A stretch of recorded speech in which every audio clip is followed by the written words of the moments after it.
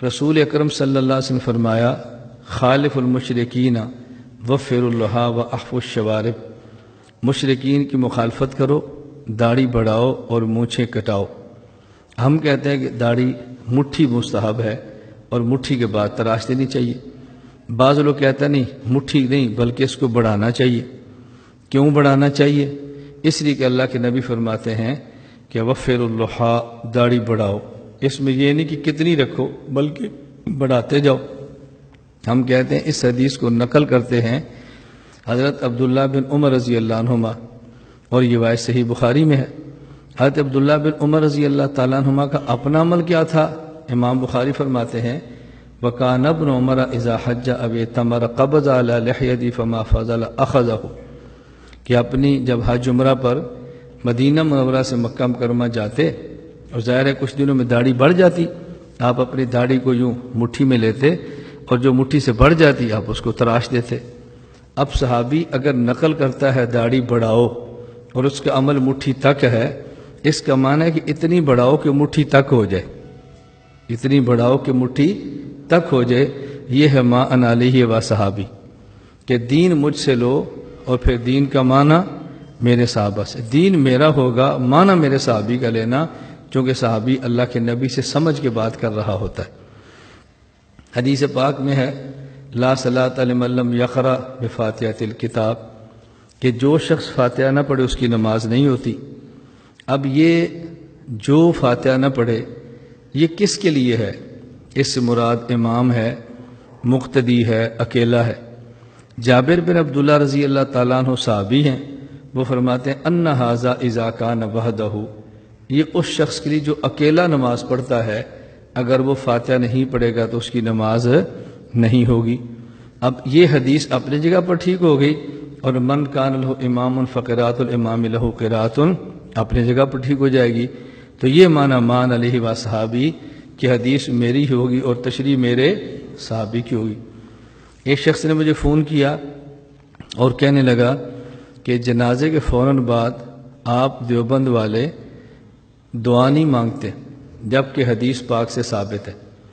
میں نے پوچھا حدیث کی کون سی کتاب ہے؟ کہا جی مشکوٰۃ شریف کتاب الجنائز۔ میں نے پوچھا کہ حدیث آپ کے سامنے ہے؟ کہتے نہیں۔ میں نے کہا یہ منڈی بہاؤالدین کا فون تھا۔ میں نے کہا آپ مشکوٰۃ شریف کھول لو اور کھول کر مجھے فون کرو۔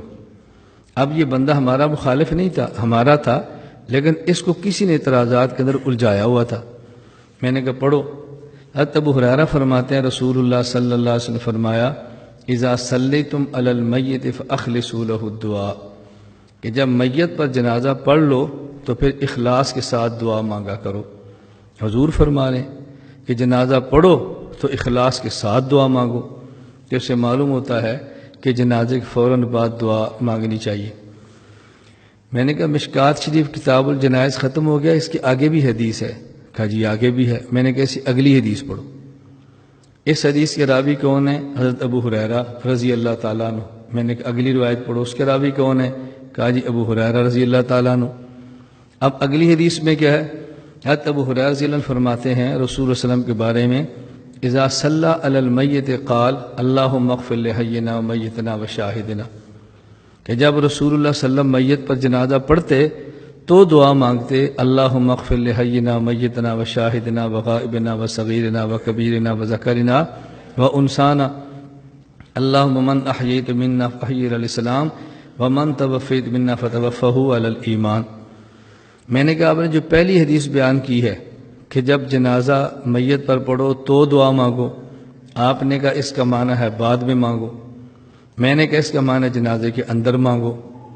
اب آگے یہی ابو ہریرہ جو حضور کا عمل نقل کر رہے ہیں کہ جب حضور میت پر جنازہ پڑھتے تو دعا مانگتے، اب بھی تو وہی تو دعا ہے۔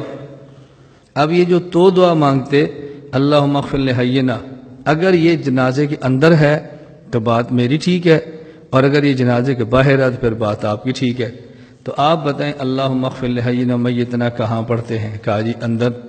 میں نے کہا بات سمجھ آ گئی ہے؟ کہا جی سمجھ آ گئی۔ اب یہ ہے ما انا علیہ و صحابی، کہ نجات پانے والا طبقہ وہ ہوگا جو حدیث میری لے گا اور پھر معنی میرے صحابی سے لے گا، سنت میری ہوگی اور سمجھے گا میرے صحابی سے۔ یہ ہم معنی کیوں کرتے ہیں کہ سنت کا معنی ہی ہوتا ہے الطریقۃ المرضیہ المسلوکۃ فی الدین، ایسا طریقہ جو پسندیدہ بھی ہو اور اس پہ لوگ چلے ہوں، ایسا راستہ ہو۔ اس لوگ سے مراد کون ہیں؟ رسول اکرم صلی اللہ علیہ وسلم کے صحابہ۔